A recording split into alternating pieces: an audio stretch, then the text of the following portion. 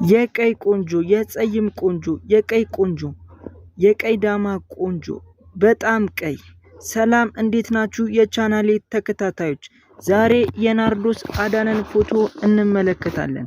በተለያዩ ቪዲዮዎች፣ በተለያዩ ፎቶዎች፣ በተለያዩ ፊልሞች ላይ የምናውቃት እንዲሁም በተለያዩ የዘፈን ክሊፖች ላይም የምናስተውላት ናርዶስ አዳነ ዛሬ የፎቶ ሪቪዋችን ላይ ቀርባለች።